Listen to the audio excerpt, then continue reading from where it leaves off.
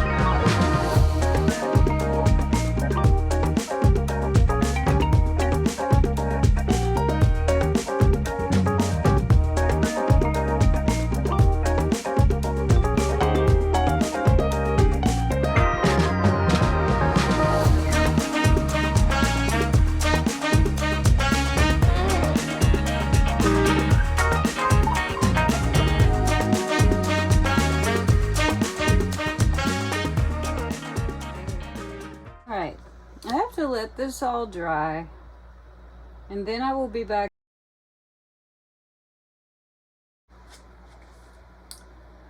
Okay, so here is the dry result of our first go round of color, and I like it, but I want to add some more. So to this I will be adding Pebeo Iridescent Green Blue, Artesa Pearl Sea Green, Artist Loft Metallic Leaf Green, Blick Studio Iridescent Metallic Teal, Artist Loft Metallic Purple, and some Pebeo Studio whatever the hell this is, Rich Iridescent Precious Gold.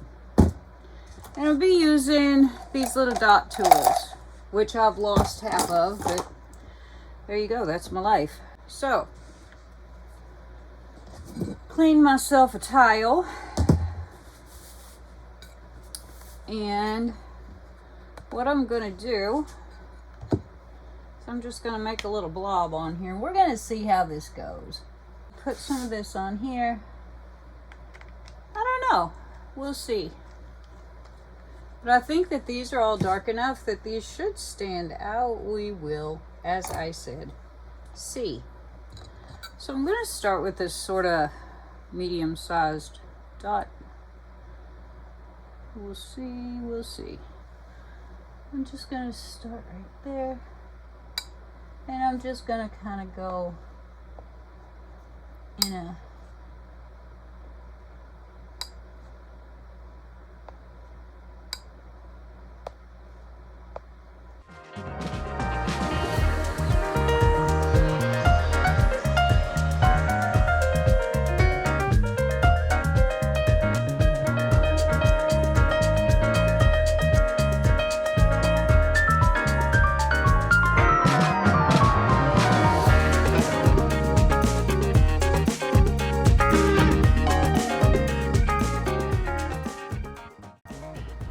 start at the top this time.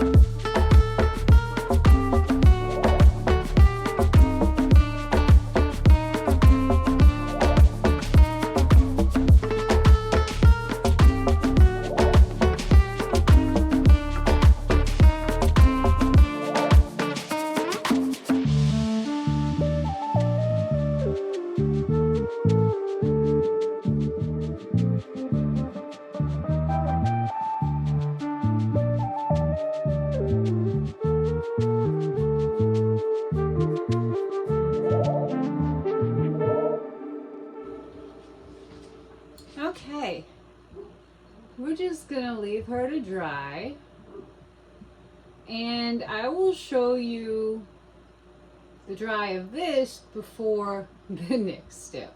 Okie doke? Okie doke. See you in a bit.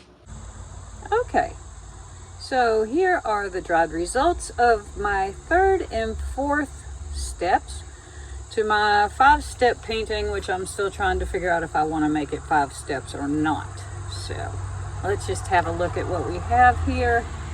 I think it turned out really kind of interesting. When you get up close like this, it looks like what it is, which is to say a bunch of sponged on and dotted on colors, which is kind of cool.